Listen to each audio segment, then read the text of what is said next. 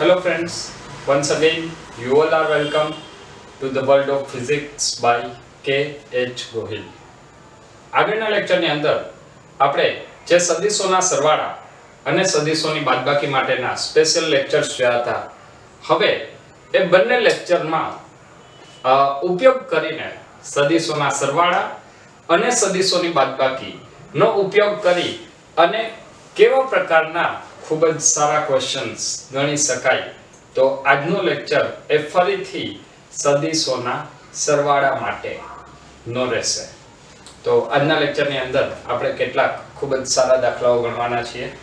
તો સૌથી પહેલો ક્વેશ્ચન છે અને આજના લેક્ચરના આ તમામ ક્વેશ્ચનને સોલ્વ કરવા માટે સૌથી પહેલા તમે લોકો તમારી મેળે ટ્રાય કરશો અને ત્યારબાદ થઈ જાય અથવા ન થાય તો પછી મારી સાથે ગણશો. ચલો તો જોઈએ ક્વેશ્ચન નંબર 1.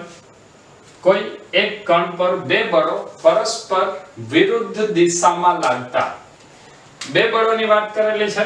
જ્યારે પરસ્પર વિરુદ્ધ દિશામાં છે ત્યારે તેમનું પરિણામી બળ કેટલું છે? 10 ન્યૂટન. અને બીજી શરત આપેલી છે લંબરૂપે લાગતા હોય ત્યારે તેમનું પરિણામી બળ કેટલું છે? 50 ન્યૂટન. સૌથી પહેલા આ બે વાતનો આપણે ઉપયોગ કરીએ. ચલો તો બે બળો જ્યારે પરસ્પર વિરુદ્ધ દિશામાં લાગતા હોય તો એનું પરિણામી બળ 10 ન્યૂટન છે. આનો મતલબ શું થાય? દાખલા તરીકે આ કોઈ એક કણ છે. આ કણ પર માની લઈએ કે એક બળ આ દિશામાં લાગે છે અને બીજું બળ આ દિશામાં લાગે છે. બંને પરસ્પર વિરુદ્ધ દિશાના છે અને પરિણામી બળ કેટલું છે? 10 ન્યૂટન. તો સ્વાભાવિક છે કોઈ એક બળ મોટું હશે. માની લઈએ કે F1 બળ મોટું છે, બરાબર. આ બળને હું કહું છું F1, આ બળને કહું છું F2. તો પરિણામી બળ એટલે શું થાય? F1 F2 અને એ આપણને કેટલું આપેલું છે? 10 ન્યૂટન. તો જે સૌથી પહેલી શરત આપેલી છે એ પહેલી શરત ઉપરથી આપણને એક સમીકરણ મળશે F1 F2 10 ન્યૂટન. ચલો ક્લિયર છે આટલું? તો ફરીથી આ ક્વેશ્ચન ની અંદર આગળ વધીએ. બીજું આપણને આપેલું છે બે બળો લંબ રૂપે લાગતા હોય તો તેમનું પરિણામી બળ 50 ન્યૂટન છે. બે બળો પરસ્પર લંબ રૂપે, જો બે બળો લંબ રૂપે લાગતા હોય તો તેના માટે આપણે પરિણામી બળ માટે બળોનો સદિશ સરવાળાનું આપણી પાસે સૂત્ર છે. એ સૂત્ર શું છે? સદિશ R બરાબર R is equal to under root of a square plus b square plus 2ab cos theta. જો તમને લોકોને આ સૂત્ર ખ્યાલ ના હોય તો તમે આગળના લેક્ચર્સ જોઈ અને બધા સૂત્ર પાકા કરી અને ત્યારબાદ ફરીથી આ લેક્ચર જોવો. ચલો ઠીક છે. આ આપણે વાત કરી. પહેલો કેસ હતો એ શું હતું? વિરુદ્ધ દિશા માટે.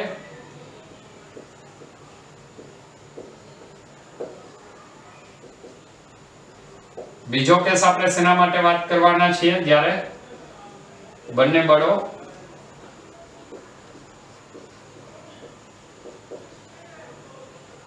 /90 ડિગ્રી હોય ત્યારે, મતલબ એકબીજાને લંબ રૂપે હોય ત્યારે. તો લંબ રૂપે લાગતા બળો માટે આપણે પરિણામ શું ગોતશું? તો બંને બળોનું પરિણામી બળ મતલબ R. તો R બરાબર સૂત્ર શું આવે? under root of a square મતલબ F1 square plus b square એટલે F2 square 2F1 F2 cos theta. cos theta ની કિંમત બંને બળો વચ્ચેનો કોણ 90 નો અને cos 90 નું મૂલ્ય થાય 0. cos 90 0. આનો મતલબ આ પદ આખે આખું શૂન્ય થઈ જાય, એ પદ આખું શૂન્ય થઈ જાય. તો અહીંયા હું ફરીથી બંને બાજુથી વર્ગમૂળ કાઢી નાખું છું અથવા આ સ્ટેપની અંદર જ હું અહીંયા r² જ લખી લઉં છું. લખી શકાય. તો r² બરાબર શું આવશે? F1 square plus F2 square. અને આ પરિણામ કેટલું છે? જુઓ કેટલું આપેલું છે? 50 ન્યૂટન. તો આને હું લખું છું 50 નો વર્ગ. ચલો આટલું પહેલા ક્લિયર છે? તો આપણને એક પરિણામ મળ્યું F1 square plus F2 square is equal to 50 નો વર્ગ, અથવા લખવું હોય તો એને આપણે 50 નો વર્ગ એટલે કેટલો થશે 2500 પણ લખી શકીએ. હવે તમારે આ બંને સમીકરણને સોલ્વ કરવાના છે. બંને સમીકરણને સોલ્વ કેવી રીતે કરી શકીએ તો એના માટે ફરીથી અહીંયા તમારે થોડી એવી ટ્રાય કરી અને આપણે છેલ્લે પરિણામ સુધી પહોંચીએ. તો ચલો આ બંને બળો માટે સૌથી પહેલી રીત તમારા મગજમાં શું આવશે? જો કોઈ આ ક્વેશ્ચનની ટ્રાય કરેલી ના હોય તો અત્યારે જ તમે આ ક્વેશ્ચન વિડિયો પોઝ કરી અને સોલ્વ કરો. F1 અને F2 નું મૂલ્ય લઈ આવો. તરત જ તમારા મગજમાં આવશે કે આના ઉપરથી કોઈ પણ એકને સૂત્રનો કરતા બનાવો, આની અંદર મૂલ્ય મૂકો, આની અંદર મૂલ્ય મૂકશો એટલે ફરીથી a + b whole square a² + 2ab + b² નું મૂલ્ય આવશે. એને તમે પાછા વર્ગવાળા પદ એક બાજુ લઈ આવો, એક ઘાત વાળું પદ અને અચળ પદ, અને ત્યારબાદ પાછી તમે એના મોટી સંખ્યાના અવયવ પાડશો. જો આવી રીતે સોલ્યુશન ન કરવું હોય તો એના માટેની એક બીજી રીત હું તમને આપું છું. ચલો અહીંયાથી રીત નંબર 1 તો મેં તમને કહી દીધું કે જે તમે કરતા આવો છો. શું કરશો? F1 = 10 + F2 ની કિંમત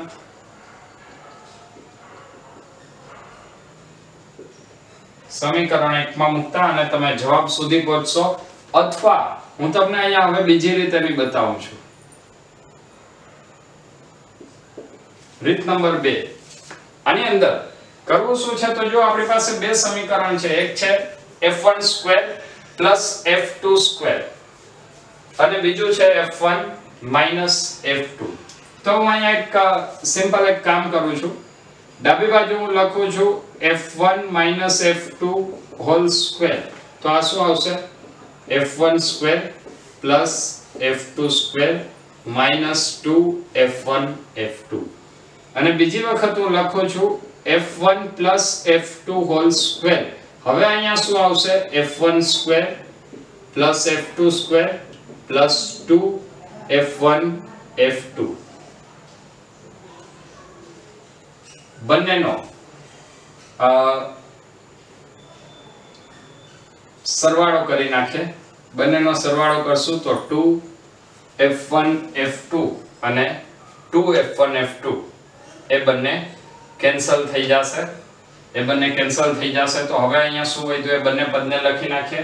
ડાબી બાજુ આવ્યું f1 - f2 whole square + f1 + f2 whole square. ચલો લખતા જાય. f1 - f2 whole square + f1 + f2 whole square = 2f1² + 2f2². તો અહીંયા લખી શકાય 2f1² + f2². ચલો આટલું પહેલા સમજાય છે. આજે તમે ગણતરી કરશો રીત નંબર 1 થી, એ ગણતરી વધારે લાંબી આવશે. એટલે એના માટે જ્યારે તમને સમીકરણ આવા સ્વરૂપમાં મળ્યા હોય, એકની અંદર સરવાળો હોય અથવા બાદબાકી હોય, અને બીજાની અંદર બંનેના વર્ગનો સરવાળો હોય અથવા બંનેના વર્ગની બાદબાકી હોય, તો એનું મૂલ્ય કેવી રીતે શોધવું, તો એના માટે આ રીત તમને થોડી સહેલી પડશે. હવે જો f1 - f2 નું મૂલ્ય કેટલું છે તો f1 - f2 બરાબર કેટલું છે? 10. તો હું અહીંયા લખી નાખું છું 10 નો વર્ગ પ્લસ f1 + f2 આપણને ખબર નથી, કોઈ વાંધો નહીં. 2 f1 + f2 f1² + f2² કેટલું છે? 50 નો વર્ગ. 50 નો વર્ગ એટલે કેટલો થશે? 5 નો વર્ગ 25 અને ડબલ 0. 10 નો વર્ગ 100. આ સામે જાય તો માઈનસ થાય એટલે અહીંયા આવશે f1 + f2 હોલ સ્ક્વેર = 10 નો વર્ગ 100. એ સામે જાય તો માઈનસ થશે એટલે 2 × 25 એટલે ફરીથી 50 ડબલ 0 -100. આ કેટલું આવશે? 4900. શેના બરાબર? f1 + f2 whole square. હવે તમે બંને બાજુ વર્ગમૂળ લઈ લો. જો આ બાજુ પણ પૂર્ણ વર્ગ સંખ્યા છે તો આનું પરિણામ શું મળશે? f1 + f2 = 70. F1 + F2 કેટલું મળ્યું 70. હવે જો F1 - F2 કેટલું છે 10. બંનેનો તફાવત 10, બંનેનો સરવાળો 70. તો આ બંને બળો કયા હોય? એક બળ હોય 40 ન્યૂટન અને એક બળ હોય 30 ન્યૂટન. ચલો ચેક કરવું હોય તો ચેક કરી લે. સમીકરણ નંબર 1 અને 3 પરથી સમીકરણ નંબર 1 અને 3 પરથી ચલો 1 અને 3 પરથી શું લખશું? F1 - F2 = 10 અને F1 + F2 = 70. F2 F2 બે કેન્સલ થઈ જશે. 2F1 = 80. તો F1 = 40 ન્યૂટન. જો F1 40 હોય તો F1 - F2 બરાબર કેટલા છે 10. તો F2 બરાબર શું થાય? F1 - 10 મતલબ 40 - 10. તો F2 નું મૂલ્ય આવશે 30 ન્યૂટન. આ પરિણામ પરથી એક વાત એ જાણવા મળશે કે ઘણી બધી વખત કોમ્પિટિટિવ એક્ઝામ ની અંદર JEE કે NEET ની અંદર તમે જ્યારે ક્વેશ્ચન સોલ્વ કરો છો ત્યારે તેનું સોલ્યુશન એક કરતા વધારે રીતથી થતું હોય, પરંતુ જે ઓછો ટાઈમ લેતી હોય એવી રીત તમે સિલેક્ટ કરશો તો એ તમારા માટે વધારે સારું રિઝલ્ટ લઈ શકશે. ફરીથી આવા જ કેટલાક બીજા ક્વેશ્ચન્સ આપણે આજના લેક્ચરની અંદર જોઈશું. ફરીથી એક ખૂબ જ સરસ મજાનો ક્વેશ્ચન. કોઈ એક બિંદુએ સમાન મૂલ્ય f ના બે બળો પરસ્પર લંબ રૂપે લાગે છે. મતલબ અહીંયા તમને બે બળોની વાત કરેલી છે જે બંને બળો એકબીજાને લંબ રૂપે લાગે છે. બંને બળોનું મૂલ્ય સમાન છે અને આ મૂલ્ય કેટલું છે? કેપિટલ F જેટલું. તેમની અસર નાબૂદ કરવા માટે ત્રીજું બળ લંબ દ્વિભાજકની વિરુદ્ધ દિશામાં લગાડવામાં આવે છે. આ વાતને થોડી સમજવા માટે એક આકૃતિ પહેલા આપણે જોઈ લઈએ.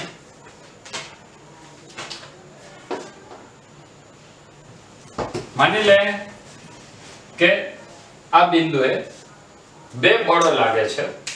બંને બળો કેવા છે? પરસ્પર લંબ બળ.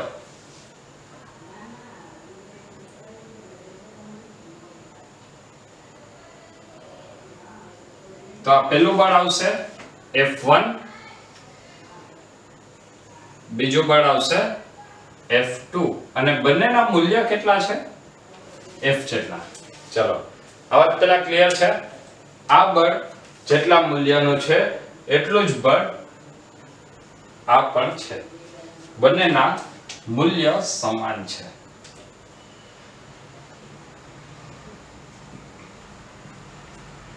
હવે તમને એવું કીધું છે કે આ બળને સમતોલવા માટે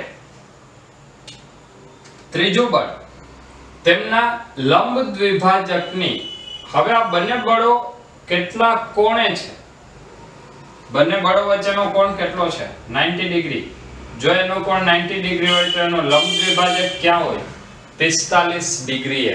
જો એનો લંબ દ્વિભાજક 45 ડિગ્રીએ હોય તો એની વિરુદ્ધ દિશામાં, લંબ દ્વિભાજકની વિરુદ્ધ દિશામાં બળ લગાડવામાં આવે છે. મતલબ તમે જે ત્રીજું બળ લગાડો છો એ આ દિશામાં લગાડો છો અને આ બળને હું કહું છું F3. ક્લિયર? હવે આ F3 કઈ દિશામાં લાગ્યું જો આપણે એની વાત કરવી હોય તો એના માટે અહીંયા આપણે જે એક ખૂણો વ્યાખ્યાયિત કર્યો છે એના ઉપરથી આપણને ફરીથી બીજો ઘટક મળશે F3. જો અહીંયા F3 હોય તો ફરીથી F3 ના પણ આપણને બે ઘટકો મળશે. જે અક્ષ સાથે કોણ હોય ત્યાં શું લખાય? cos. એટલે F3 cos 45. અહીંયા આવશે F3 sin 45. ચલો તો આના ઉપરથી આપણને ફરીથી એક સમીકરણ મળશે. એ સમીકરણનો ઉપયોગ કરી અને આપણે F3 નું મૂલ્ય શોધશું. ચલો તો F બરાબર F3 sin 45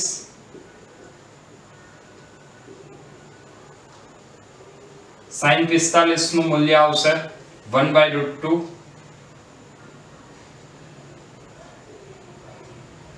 તો આના ઉપરથી આવશે F3 બરાબર √2f.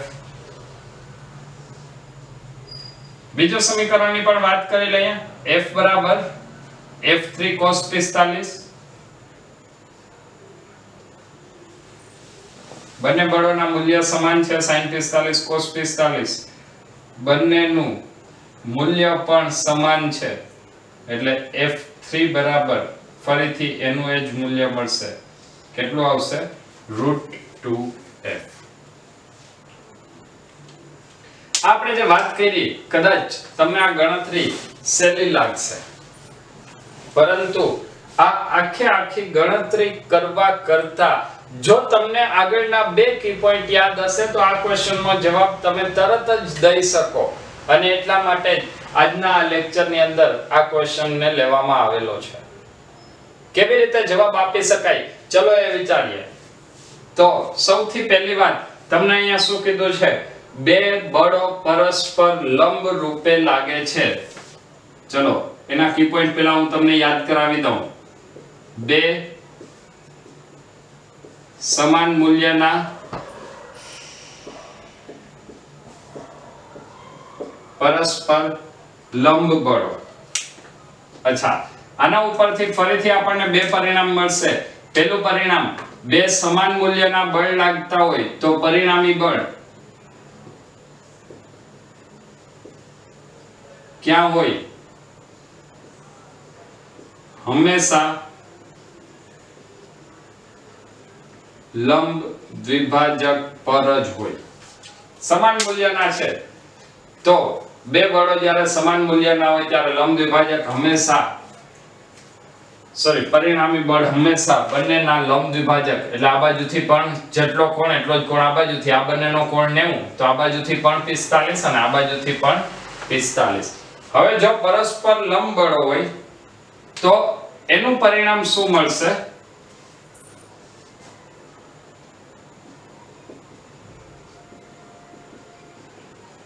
લંબ દ્વિભાજક કેટલા કોણે? 45 ડિગ્રીના કોણે. જો લંબ દ્વિભાજક 45 ડિગ્રીના કોણે હોય તો પરિણામી બળ સીધું અહીંયા તમે પાયથાગોરસ થિયરમ વિચારો.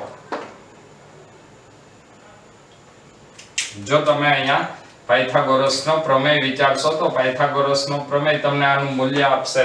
કર્ણનો વર્ગ બરાબર બંને બાજુના વર્ગોના સરવાળા અથવા કર્ણ બરાબર બંને બાજુના વર્ગોના સરવાળાનું વર્ગમૂળ. તો પરિણામી બળ કેટલું થાય? તો એના માટે આપણે અહીંયા લખીએ પરિણામી બળ r હોય તો r √f² f². r √2f². તો પરિણામી બળ કેટલું આવશે? √2f.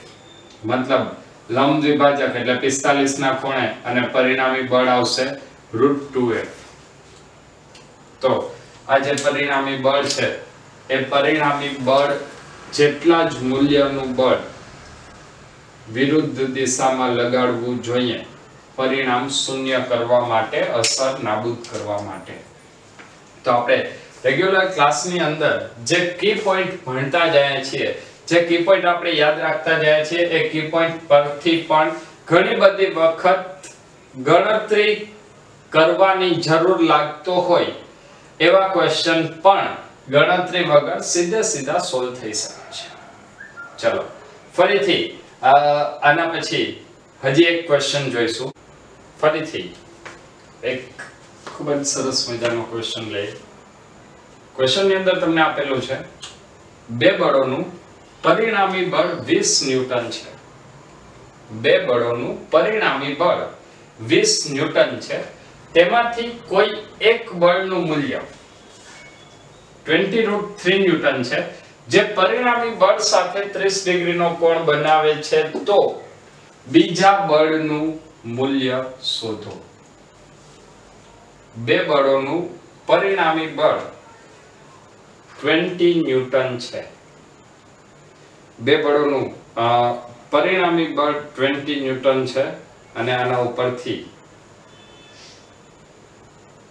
હવે આપણે શોધવાનું છે F2. ચલો તો સૌથી પહેલા આપણે F2 ની વાત કરીએ. કેવી રીતે મળશે?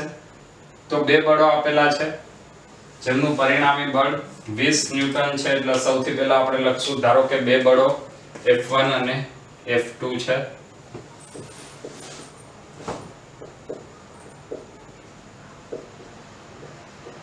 ધારો કે બે બળો F1 અને F2 છે. F1 નું મૂલ્ય 20√3 ન્યૂટન, જે પરિણામી બળ સાથે મતલબ આલ્ફા 30 ડિગ્રીનો કોણ બનાવે છે. તો બીજા બળ F2 નું મૂલ્ય શોધો. ચલો F2 નું મૂલ્ય શોધવાનું છે. F2 નું મૂલ્ય શોધવા માટે સૌથી પહેલા આપણે શરૂઆત કરશું r² થી.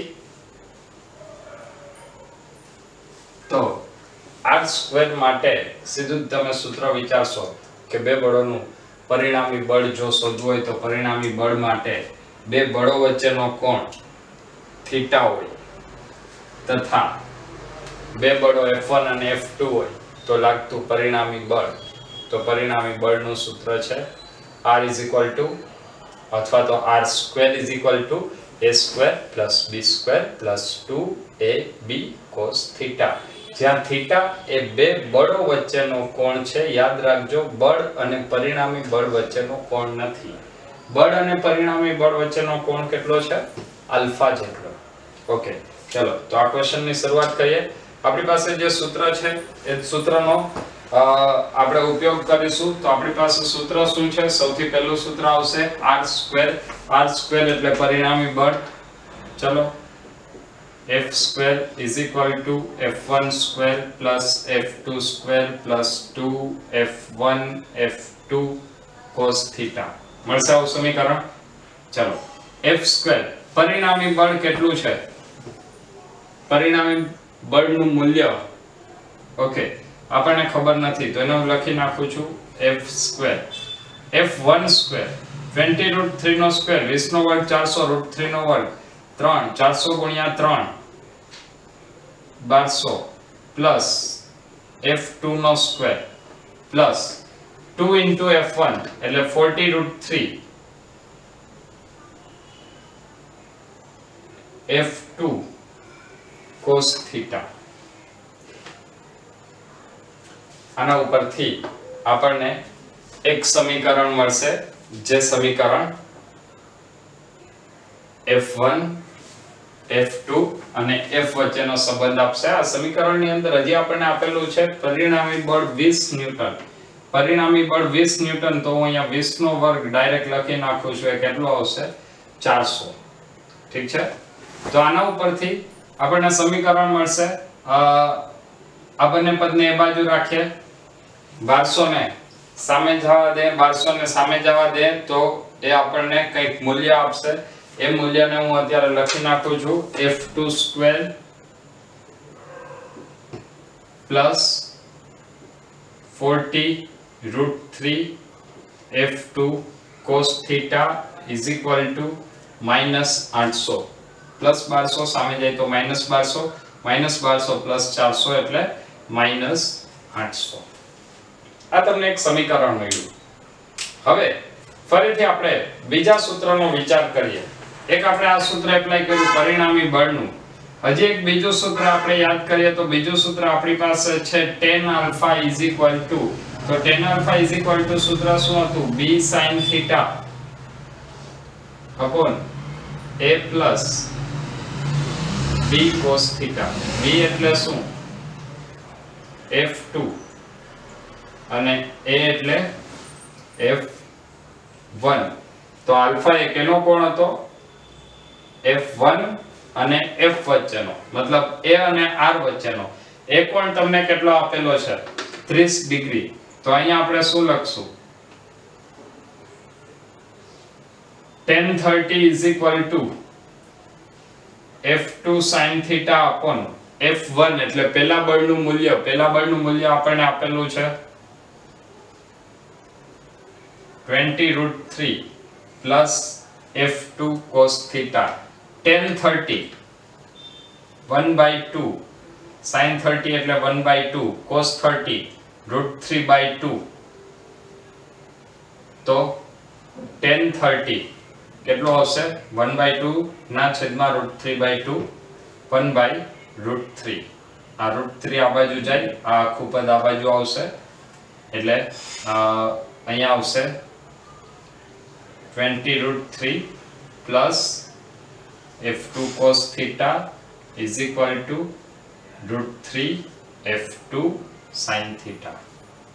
ચલો હવે આના ઉપરથી તમે F2 cos theta ની કિંમત આ સમીકરણમાં મૂકો તો એના ઉપરથી તમને ફરીથી આ બંને સમીકરણને જો તમે સોલ્વ કરો તો એ તમને કંઈક અલગ પરિણામ આપશે પરંતુ આ જે ગણતરી છે એ ગણતરી પ્રમાણમાં ખૂબ જ મોટી આવશે બની શકે કે એની અંદર તમારે cos અને sin વિધેય છે એને દૂર કરવા માટે તમારે sin² + cos² = 1 એની રચના કરવી પડે ત્યારબાદ બીજું તમારી પાસે અહીંયા જે પરિબળો છે F1 F2 અને F અને એની સાથે આલ્ફા અને થીટા બંનેનો તમારે ઉપયોગ કરવાનો છે તો એ જે ગણતરી છે એ જે કેલ્ક્યુલેશન છે એ થોડું કોમ્પ્લિકેટેડ થશે મતલબ આ રીત આપણે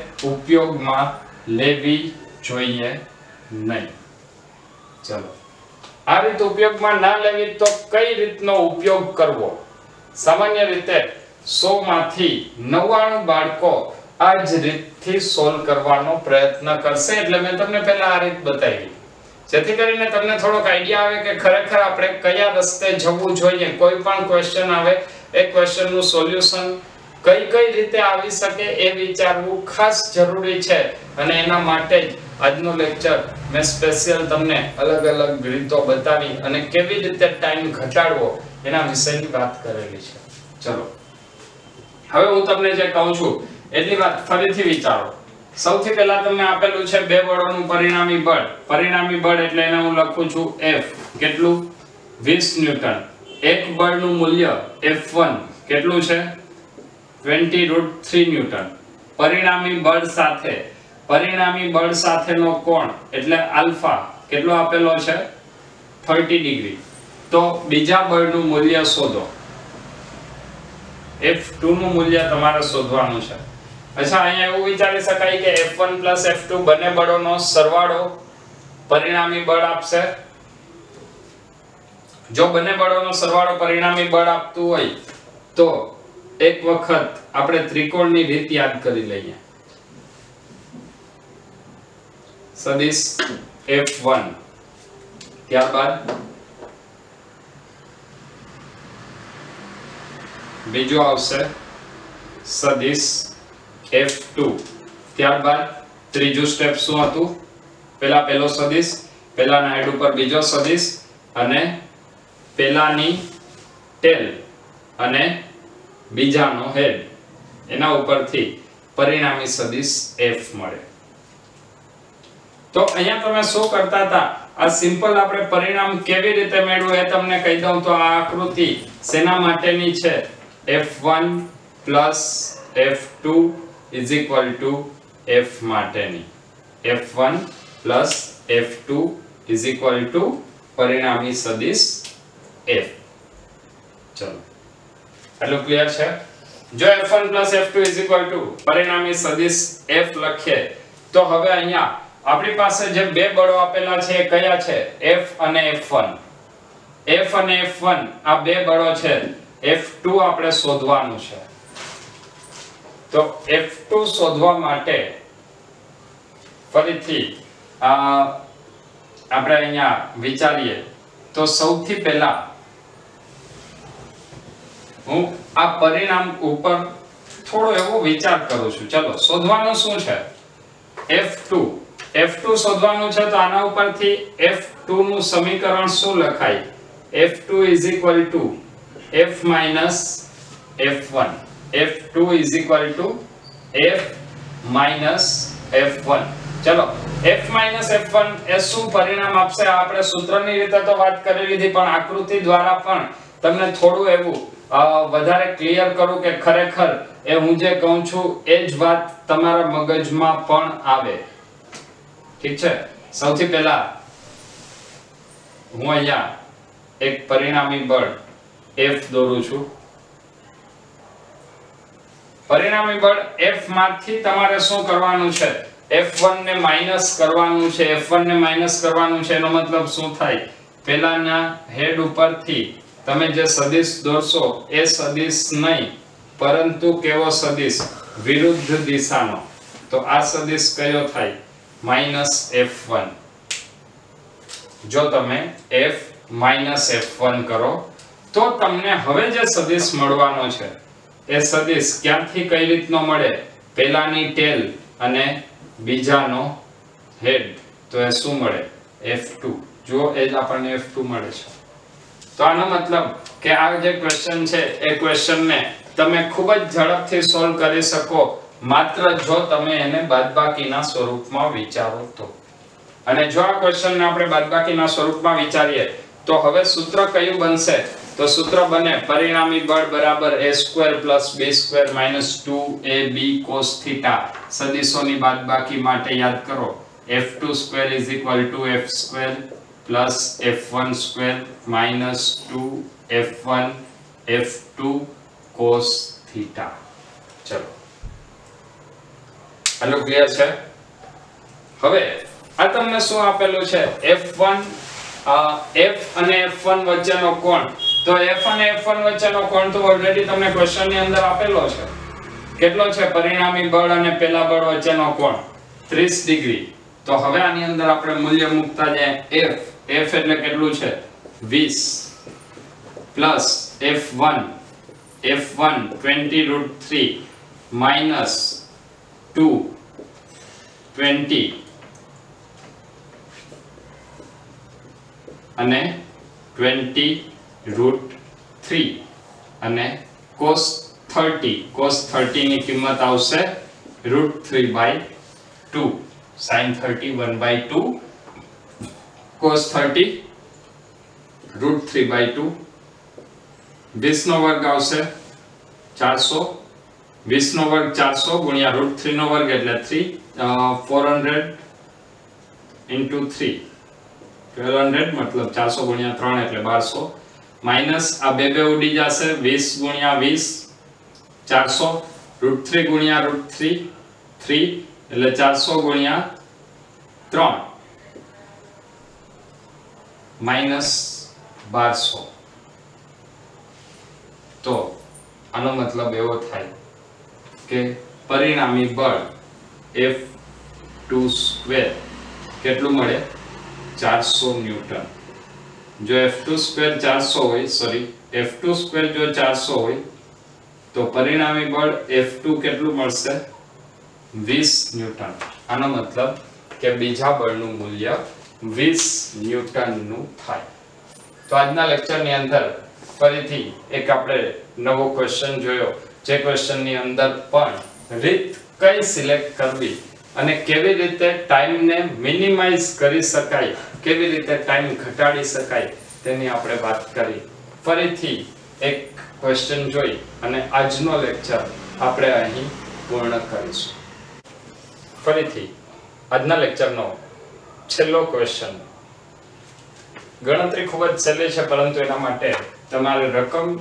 સમજવી થોડી વધારે પ્રાયોરિટી આપવી પડશે ક્વેશ્ચન છે બે સદિશ p અને q નો પરિણામી સદિશ r છે બે સદિશ આપેલા છે સદિશ p સદિશ q તેનો પરિણામી સદિશ કયો આપેલો છે સદિશ r હવે તમને એવું કીધું છે કે q નું બમણું કરતા q ને બમણો કરતા મતલબ q નું મૂલ્ય જો તમે ડબલ કરો તો r નું મૂલ્ય પણ ડબલ થાય છે અને બીજી શરત એવી આપેલી છે કે q ની દિશા જો આપણે ઉલટાવી નાખીએ તો પણ r નું મૂલ્ય બમણું થાય છે તો p q અને r નો ગુણોત્તર શોધો ચલો સૌથી પહેલા આ વિડિયોને તમે અહીંયા જ પોઝ કરી અને આ ક્વેશ્ચન અત્યારે સોલ્વ કરવાની ટ્રાય કરશો. ચલો ઝડપથી જેટલા પણ આ લેક્ચર અત્યારે જોવે છે બધા અત્યારે પોઝ કરીને સોલ્વ કરવાની ટ્રાય કરશે. ઓકે ચલો હવે સૌથી પહેલી શરત આપણે લે p q અને r નો પરિણામી સદિશ r છે. મતલબ સદિશ r બરાબર સદિશ p પ્લસ સદિશ q. તો r p plus q છે. તો r p plus q માટે આપણે સૂત્ર શું લખી શકીએ? r square is equal to p square plus q square plus 2pq cos theta. ચલો ક્લિયર છે આટલું? ત્યાર પછી બીજી શરતની વાત કરીએ. q ને બમણું કરતા r બમણો થાય છે.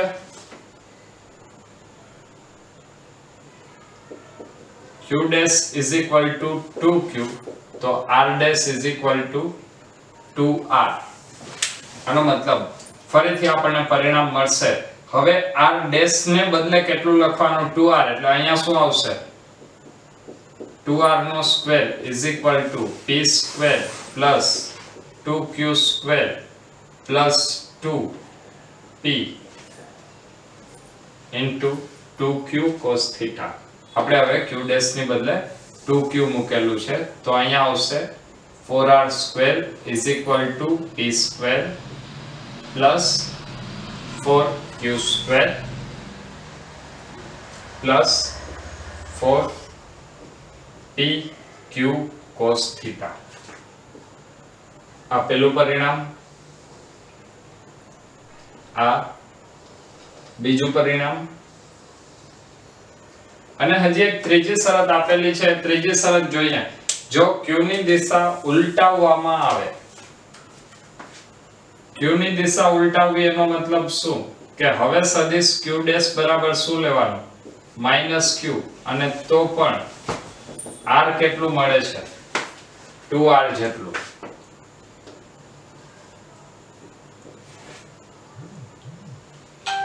q ને બદલે -q લેવામાં આવે. q ને બદલે -q લેવામાં આવે એનો મતલબ શું થયો? કે અહીંયા q ડેશ ને બદલે -q ડેશ હોય તો સમીકરણ શું લખાય? 2r is equal to p minus q. બે સદિશોના સરવાળાને બદલે હવે શું આવશે? બાદબાકી. તો અહીંયા સમીકરણ શું આવશે? 2r whole square એટલે 4r square is equal to p square plus q square minus 2pq cos theta. ચલો ક્લિયર છે આટલું? તો અત્યાર સુધીમાં આપણને કુલ 3 પરિણામો મળેલા છે. જો ત્રણે પરિણામોને આપણે સોલ્વ કરીએ તો એના ઉપરથી આપણને કોઈક રીતે આન્સર p q અને r ના સ્વરૂપમાં મળે. તો સૌથી પહેલા એક કામ કરીએ. તમે ત્રણેય સમીકરણની અંદર જોશો તો 1 અને 3 નો જો તમે સરવાળો કરી નાખો તો આ સમીકરણ થોડા વધારે સિમ્પ્લિફાઈડ સ્વરૂપમાં આવશે. તો હું આ લખું છું સમીકરણ નંબર 1 પ્લસ સમીકરણ નંબર 3 કરતા સમીકરણ નંબર 1 પ્લસ સમીકરણ નંબર 3. ચલો સમીકરણ નંબર 1 શું છે? r square is equal to p square plus q square plus 2pq cos theta. અને ત્રીજું સમીકરણ 4r square is equal to p square plus q square minus 2pq cos theta plus 2pq cos theta અને minus 2pq cos theta બંને cancel થઈ જશે. અહીંયા આવશે 5r square 1 plus 4 5r square is equal to 2 times of p square plus q square. ચલો લખી શકાય આવું? અથવા આના ઉપરથી આપણને ફરીથી પરિણામ મળશે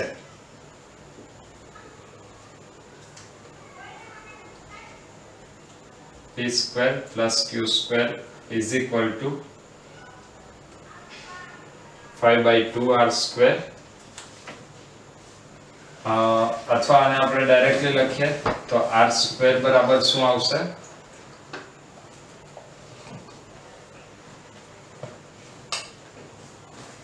2/5 p square plus q square. ચલો આટલું ક્લિયર છે. આપણને એક પરિણામ મળ્યું r square is equal to 2/5 p square plus q square. ચલો એના પછી હવે વાત કરીએ સમીકરણ નંબર 2 અને 3 પરથી. ચલો તો 2 અને 3 પરથી જો વાત કરવી હોય તો આ પદને કેન્સલ કરવું હોય તો આને કેટલા વડે ગુણવા પડશે? 2 વડે. તો હું અહીંયા ફરીથી લખું છું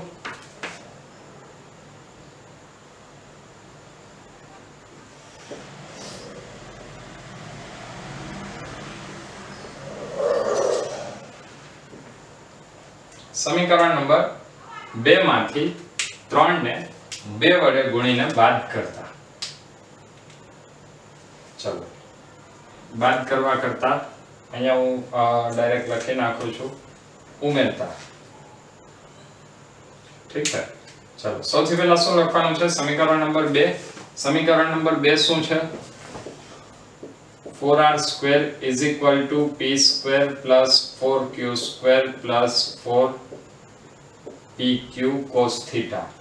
અને સમીકરણ નંબર 3 માં અહીંયા -2pq cos થીટા છે. આપણે કેન્સલ કરવું હોય તો આને 2 વડે ગુણવું પડે એટલે 3 ને 2 વડે ગુણીને હું અહીંયા લખું છું 4 2 8 r square is equal to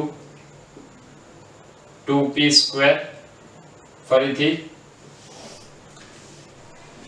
plus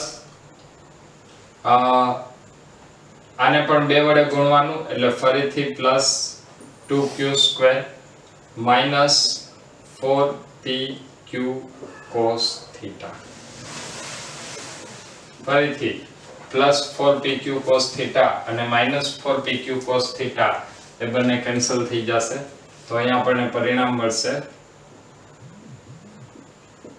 12r square is equal to 3p square plus 6q square. 12r square is equal to p square plus 2q square. તો r સ્ક્વેર કેટલું આવશે? 3/12 એટલે 3 4 12 1/4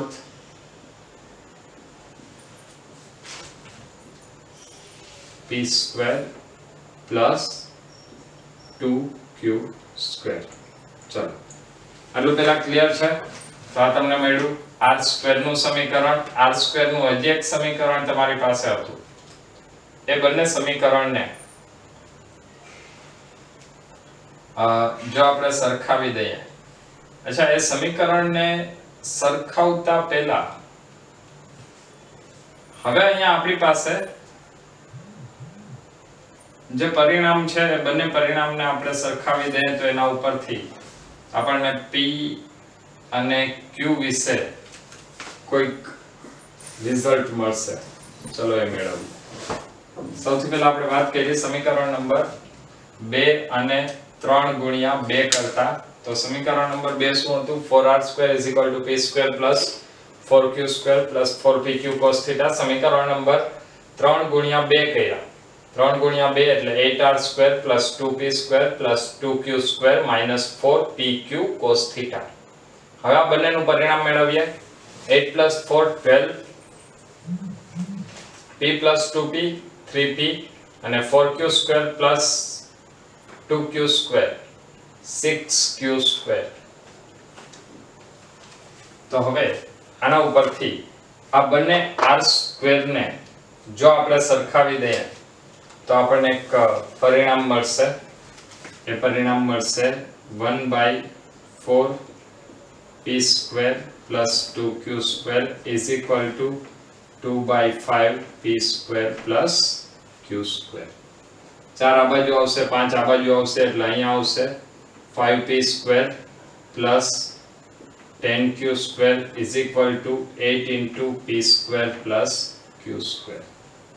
चलो 5p² plus 10q² is equal to 8p² plus 8q². 5p² આ બાજુ જવા દો, 8q² આ બાજુ આવવા દો એટલે 8 minus 5 3p² is equal to 10 minus 8 2q². तो p² by q² is equal to 2 by 3 अथवा p by q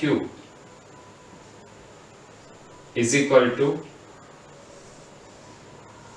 under root of 2 by 3. चलो આટલું પહેલા ક્લિયર છે. આપણને મળ્યું p અને q નું પરિણામ. હવે આના ઉપરથી જો આપણે p ની કિંમત કોઈ પણ એક સમીકરણમાં મૂકી દઈએ, p ની કિંમત તમે કોઈ પણ એક સમીકરણમાં મૂકી દો તો એ સમીકરણ એ તમને r નું મૂલ્ય આપશે.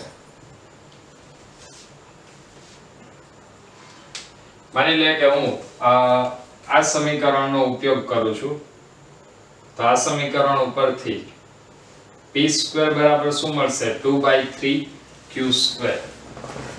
p² બરાબર 2 by 3 q². ચલો હું આની અંદર કિંમત મૂકી દઉં છું. સમીકરણ નંબર 4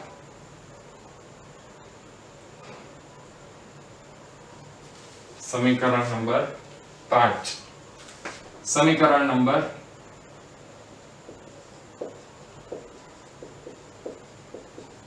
5 ની કિંમત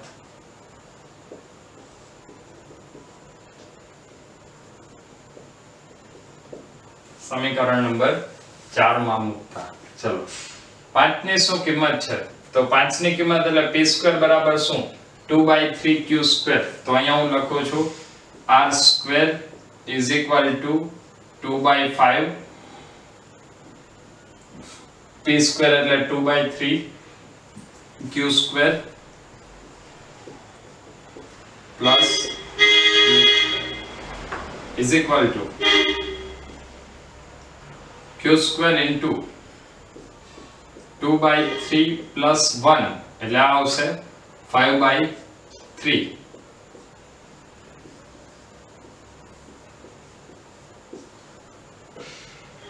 3 plus 2 5 by 3.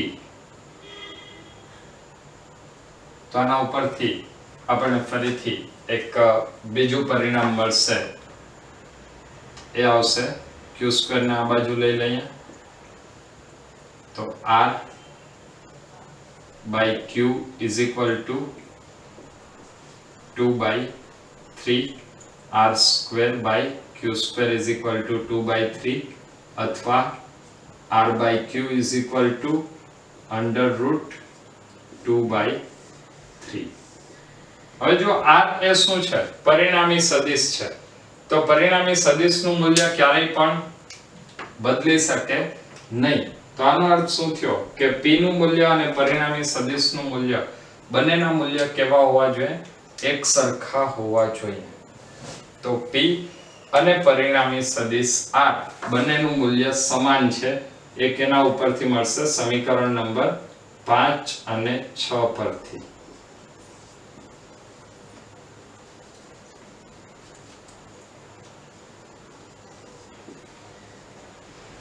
પાંચ અને 6 ને તમે સરખાવશો તો શું મળશે p is equal to r. હવે જો p is equal to r હોય તો અહીંયા q² બરાબર શું મળશે q² બરાબર 3/2 p². તો q બરાબર √3/2p લખાય એના ઉપરથી q is equal to √3/2p. ચલો નો ખબર પડી હોય તો એ લોકો અહીંયા ધ્યાન રાખજો. હું અત્યારે શું લખું છું 3p² is equal to 2q². મારે અત્યારે કેનું ત્રણેયનો ગુણોત્તર શોધવો છે. p બરાબર તો r થઈ ગયું. હવે હું q ની કિંમત મેળવીશ. તો q ની કિંમત મેળવવા માટે આના ઉપરથી શું લખાય q² is equal to 3/2p square. તો q is equal to √3/2p. હવે p બરાબર r છે એટલે q is equal to √3/2p અથવા p બરાબર r હોવાથી r is equal to √3/2p. હવે આ સમીકરણને આપણે આગળ વિચારીએ તો આપણે શોધવાનું શું છે? p, q અને r. p જેમ q જેમ r. p નું મૂલ્ય કેટલું મળ્યું? તો p નું મૂલ્ય આવ્યું √2/3q.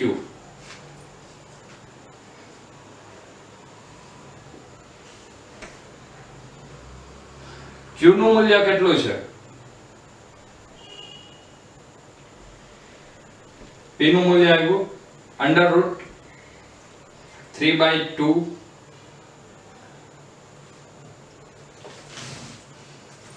ચલો p નું મૂલ્ય આપણને કેટલું મળેલું છે? માની લે કે p નું મૂલ્ય અત્યારે હું 1 લઈ લઉં છું, બરાબર? અથવા આના ઉપરથી જો આપણે p ના સૂત્રનો કરતા બનાવીએ તો p નું મૂલ્ય કેટલું મળશે? q * √2/3. q નું મૂલ્ય q જેટલું અને r નું મૂલ્ય પણ q ના સ્વરૂપમાં q * √2/3. બધામાંથી q કેન્સલ થઈ જાય એટલે અહીંયા આવશે √2/√3 1 is equal to √2/√3. બધાને √3 વડે ગુણી નાખીએ. √3 વડે ગુણી નાખશો તો આ ગુણોત્તર કેટલો આવશે? √2:√3:√2. તો આ આવશે p જેમ q જેમ r નો ગુણોત્તર એ કેટલો હોય? √2:√3:√2. તો આ સદિશોના સરવાળા અને બાદબાકી માટેના કેટલાક ખાસ અલગ રીતના દાખલાઓની આપણે વાત કરી. હવે પછીના લેક્ચરની અંદર જે વાત કરવાના છીએ એ જોઈશું સદિશોનું વિભાજન, મતલબ સદિશોના ઘટકો. તો ફરીથી નેક્સ્ટ લેક્ચરની અંદર થિયરીમાં એક ખૂબ જ સરસ મજાનો ટોપિક લઈ અને ખૂબ જ ઝડપથી મળીએ છીએ. તો ત્યાં સુધી બધા મહેનત કરતા રહો. Wish you all the best.